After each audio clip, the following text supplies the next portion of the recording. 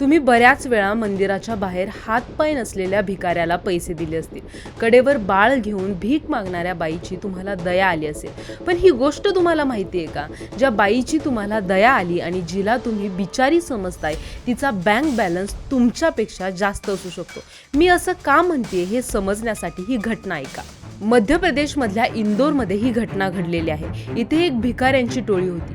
ही टोळी फाटके कपडे घालायची, लहान लहान पोरं कडेवर घ्यायची, जेणेकरून लोकांना त्यांची दया येईल आणि शहरातील रस्त्यांवर आणि गल्लीबोळांमध्ये फिरून भीक मागायची. आश्चर्याची गोष्ट म्हणजे ही भिकारी दिवसा भीक मागायचे आणि रात्री AC हॉटेलमध्ये मुक्काम करायचे. 22 जणांच्या या टोळीत 11 अल्पवयीन मुलं होती आणि 11 महिलांचा समावेश होता. या टोळीला पोलिसांनी अटक केली. जेव्हा या 22 जणांची सखोल चौकशी केली तेव्हा या भिकारी गँगची खरी कुंडली बाहेर आली. हे सगळे लोक मूळचे राजस्थानचे होते आणि हे काही चुकून इथे आलेले नव्हते, तर हे एक संपूर्ण प्लॅन केलेलं रॅकेट होतं. हे झालं एक रॅकेट, पण भारतात अशी कितीतरी रॅकेट आहेत. 2011च्या जनगणनेनुसार भारतात जवळपास 5 लाख भिकारी आहेत, पण सध्याचा आकडा त्याच्यापेक्षा कितीतरी पटीनं जास्त असू शकतो. सगळ्यात धक्कादायक बाब म्हणजे याच्यातले 21% भिकारी हे साक्षर आहेत आणि 5000 भिकाऱ्यांकडे डिग्र्या आहेत. एवढे शिकले सवरलेले असूनही हे लोक भीक का मागत आहेत? एक भिकारी एका दिवसाला किती पैसे कमवतो? भिकाऱ्यांचा बिझनेस कसा चालतो? भिकाऱ्यांचा म्होरक्या कोण असतो? त्या भिकेचा किती टक्के शेअर त्या म्होरक्याला जातो? भीक मागण्यासाठी भिकाऱ्यांचे हात पाय तोडून त्यांना आंधळ अपंग कसं केलं जातं आणि हे संपूर्ण रॅकेट कसं चालतं हेच आपण ह्या व्हिडिओच्या माध्यमातून समजून घेऊया. त्याआधी चॅनलला सबस्क्राईब करा आणि व्हिडिओ शेवटपर्यंत नक्की बघा. आता सगळ्यात पहिल्यांदा तुमच्या मनातल्या प्रश्नाकडे येऊया. एका दिवसात एक भिकारी किती रुपये कमवतो? याचं उत्तर तुमच्या कल्पनेपलीकडचं आहे. आपण ज्या भिकाऱ्याकडे दयनीय नजरेनं पाहतो त्याची कमाई ही अनेक वेळा एका सुशिक्षित नोकरी करणाऱ्या व्यक्तीपेक्षा जास्त असते. शहरातील मोठ्या मंदिरांबाहेर, गजबजलेल्या मार्केटमध्ये किंवा ट्रॅफिक सिग्नलवर बसणारा एक साधारण भिकारी दिवसाला 500 ते 1000 रुपयांपर्यंत सहज कमाई करतो. आणि जर मुरलेला भिकारी असेल तर त्याची दिवसाची कमाई सहज 2-2.5 हजार रुपयांपर्यंत जाते. आणि सणावारांच्या दिवशी तर त्याचा सीझन असतो, कारण यावेळी त्याची कमाई दुप्पट होते. दिवाळी, ईद किंवा मोठी यात्रा असेल तर हीच रोजची कमाई 3-4 हजारांच्या घरात सहज जाते. जर आपण या कमाईचा महिन्याचा हिशोब लावायला गेलो तर दिवसाला एका साधारण भिकाऱ्याचे 1-1.5 हजार जरी धरले तरी महिन्याचे 30 ते 40 हजार रुपये आरामात होतात. मुरलेल्या भिकाऱ्याची महिन्याची कमाई 60 ते 70 हजारांपर्यंत सहज होते. एखादा मध्यमवर्गीय माणूस महिनाभर रात्रंदिवस राबून जेवढे पैसे कमवतो तेवढे पैसे हे लोक फक्त भिका मागून रस्त्यावर हात पसरून गोळा करतात. पण यातील सर्वात भयानक सत्य हे आहे की हा सगळा पैसा त्या भिकाऱ्याचा नसतो, त्याचा फक्त वापर केला जातो. अगदी तुटपुंजे पैसे या भिकाऱ्याला मिळतात. मिळणाऱ्या अफाट पैशावर डोळा असतो तो भिकाऱ्यांचं रॅकेट चालवणाऱ्या म्होरक्यांचा. आता हे भिकाऱ्यांचं रॅकेट कसं चालतं हे नीट समजून घ्या. हे एखाद्या कॉर्पोरेट कंपनीसारखं ऑर्गनाइज्ड नेटवर्क असतं. शहराचे वेगवेगळे भाग भिकाऱ्यांना वाटून दिले जातात. कोणत्या सिग्नलवर कोणत्या वयोगटातील भिकारी बसेल, कोणत्या चौकात लहान मुलांचा वापर करायचा आणि कोणत्या मंदिरांजवळ वृद्धांना उभं करायचं हे सर्व हे म्होरके ठरवतात. आणि जर कोणत्या ठिकाणी यात्रा असेल किंवा मोठा कार्यक्रम असेल तर ट्रकमध्ये किंवा टेम्पोमध्ये भरून हे भिकारी तिथं आणले जातात आणि तिथं त्यांना भीक मागायला बसवलं जातं आणि नंतर तो कार्यक्रम संपल्यानंतर परत त्यांना दररोजच्या जागी सोडलं जातं. हे रॅकेट खूप हुशारीनं चालवलं जातं. चेन्नईतील एका घटनेत समोर आलं होतं की काही महिलांना सकाळी हिंदू वेशात मंदिराबाहेर बसवलं जायचं आणि दुपारनंतर त्याच महिलांना बुरखा घालून मशिदीबाहेर भीक मागण्यासाठी पाठवलं जायचं. जिथे जास्त गर्दी तिथे हे लोक आपला वेश बदलून पोहोचतात. एवढ्या मोठ्या कार्यक्रमाची किंवा लग्नाची टीप त्यांना आधीच मिळते आणि तिथे भिकाऱ्यांची फौज तैनात केली जाते. जर एखाद्या भिकाऱ्याने स्वतंत्र भीक मागायला सुरुवात केली तर भिकाऱ्यांचं रॅकेट चालवणारे हे म्होरके त्याला तिथं उभं सुद्धा राहू देत नाही. मारहाण करतात, धमक्या देतात आणि तिथून पळवून लावतात. भिकाऱ्यांचा हा टोळे प्रमुख भिकाऱ्यांच्या कमाईचा मोठा हिस्सा कमिशन म्हणून स्वतःला घेतो आणि तुम्ही विचार पण करणार नाही तो करोडोंमध्ये असतो आणि त्याच्या बदल्यात तो त्यांना त्या जागेत भीक मागण्यासाठी संरक्षण देतो. भीक मागण्यासाठी सगळ्यात मोठ्या प्रमाणावर लहान मुलांचा बळी दिला जातो. भीक मागण्यासाठी लहान मुलांची तस्करी केली जाते, त्यांचं अपहरण केलं जातं आणि गरीब लोकांकडून लहान मुलं भीक मागण्यासाठी भाड्यानं घेतली जातात. त्यांचे त्यांचे हाल हाल केले जातात. त्यांना शांत बसण्यासाठी इंजेक्शन्स दिली जातात, ड्रग्ज दिले जातात. दिवसातून फक्त एखादी चपाती दिली जाते, कारण ते बारीक राहावेत, कुपोषित दिसावेत आणि लोकांची सहानुभूती त्यांना मिळावी, लोकांना त्यांची दया यावी आणि लोक त्यांना पैसे द्यावेत, अशी परिस्थिती ते निर्माण करतात. एक अशीच घटना आपल्या मुंबईमध्ये घडली होती. त्यातून तुम्हाला समजेल की हे रॅकेट कसं चालतं ते. मुंबईच्या कुलाबा परिसरात 10 वर्षाचा एक मुलगा खेळत होता. तर एका अनोळखी माणसाने त्याला गोड गोड बोलून तुला फिरायला नेतो असं खोटं सांगून त्याने त्याला वाशी आणि बेलापूर मधल्या एका भिकाऱ्यांच्या टोळीच्या हवाली केलं. तिथं त्या मुलाचे चांगले कपडे काढून त्याला फाटके कपडे घालायला लावले. त्याला अंमली पदार्थ देऊन गुंगीच्या अवस्थेत ठेवलं जायचं. तो रडायला लागला की त्याला बेदम मारहाण केली जायची आणि रस्त्यावर भीक मागायला लावली जायची. पण एक दिवशी भिकाऱ्यांच्या टोळीच्या म्होरक्याने मोबाईल चार्जिंगला लावला होता आणि त्या 10 वर्षाच्या मुलाला आपल्या वडिलांचा मोबाईल नंबर पाठवला. त्यानं संधी साधली आणि आपल्या वडिलांना फोन केला आणि रडत रडत म्हणाला, बाबा मला वाचवा, हे लोक मला दुसरीकडे घेऊन चाललेत. या एका फोनमुळे पोलिसांनी त्याची सुटका केली आणि या रॅकेटचा पर्दाफाश झाला. नशिबानं हा मुलगा वाचला, पण याच्यासारखी कित्येक मुलं दररोज या जाळ्यात ओढली जातात. ह्युमन राईट कमिशनच्या आकडेवारीनुसार दरवर्षी 40,000 मुलांचं या भीक मागण्यासाठी अपहरण केलं जातं. यातील 11,000 मुलं कधीच सापडत नाही.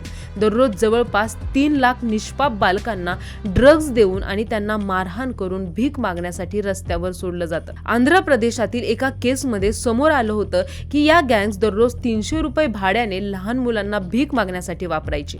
आई वडील आपल्याच मुलांना भीक मागण्यासाठी या गँग्सला द्यायचे, कारण त्यांना त्याच्यातून मजबूत पैसे मिळायचे. तुम्ही बऱ्याच वेळा बघितलं असेल की रणरणत्या उन्हात, पावसात किंवा ट्रॅफिकच्या वाहनांच्या आवाजात आपल्याला नकोसं होतं, पण तिथेच भीक मागणाऱ्या महिलांच्या कडेवर असलेली ही लहान बाळं शांत बसलेली किंवा निश्चित झोपलेली असतात.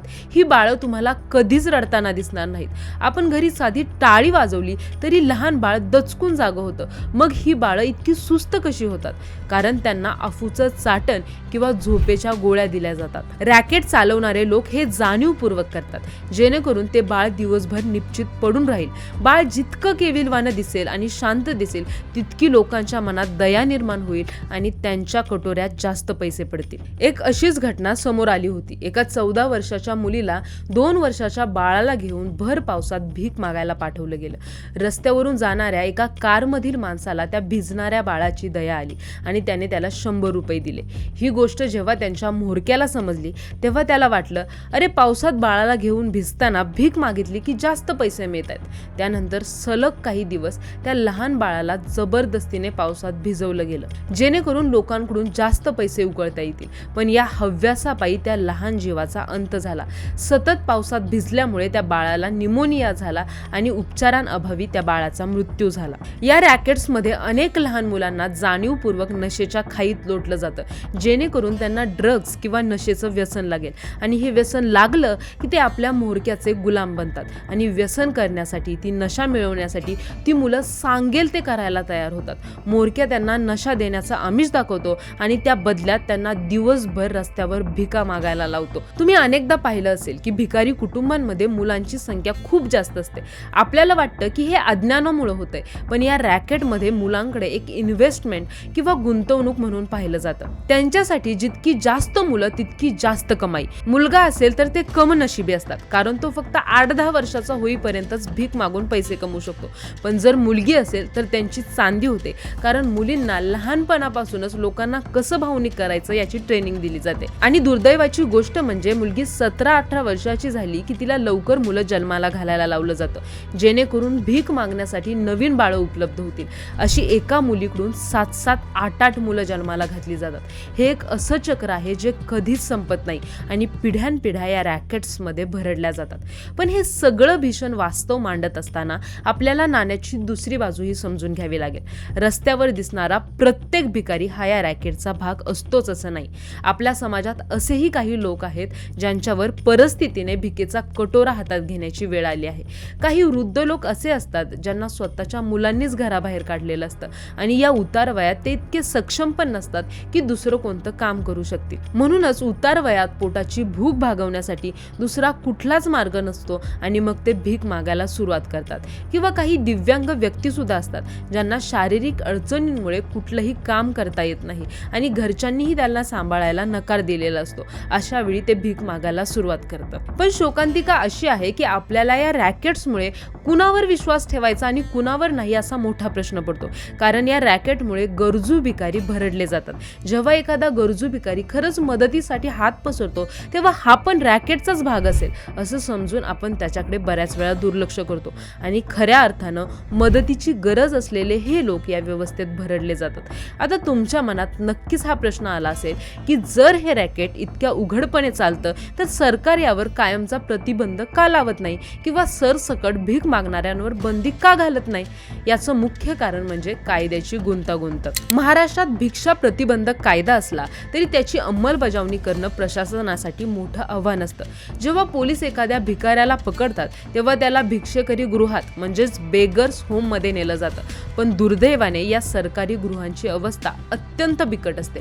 तिथे पुरेशी जागा नाही, जेवण आणि आरोग्यांच्या सोयी उपलब्ध नाहीत. त्यामुळे काही दिवसातच हे भिकारी तिथून पळून जातात किंवा त्यांना सोडून दिलं जातं. सरकारसाठी ही समस्या फक्त गुन्हेगारी नाही तर एक मोठा सामाजिक प्रश्न आहे आणि जोपर्यंत भिकाऱ्यांच्या पुनर्वसनासाठी ठोस व्यवस्था होत नाही तोपर्यंत केवळ बंदी घालून काहीही होणार नाही. भिकाऱ्यांची एक मोठी साखळी असते. या भिकाऱ्यांच्या म्होरक्याकडे इतका पैसा असतो की जेव्हा त्यांचे लोक पकडले जातात तेव्हा त्यांना सोडवण्यासाठी नामांकित वकील किंवा राजकीय दबाव वापरला जातो.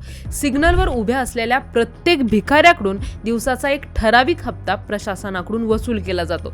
त्यामुळे जर भ्रष्ट यंत्रणेलाच यातून कमाई होत असेल तेव्हा ते रॅकेट मुळापासून संपवण्याऐवजी त्याकडे डोळेझाक करण्याचं प्रशासन पसंत करतं. केवळ कायदे करून काहीच उपयोग होत नाही जोपर्यंत या भ्रष्ट साखळीवर कडक कारवाई होत नाही. अनेक सामाजिक संघटनांचं असं म्हणणं आहे की भीक मागणं हा गुन्हा ठरवणं म्हणजे गरिबांना अधिक गरीब करणं आहे.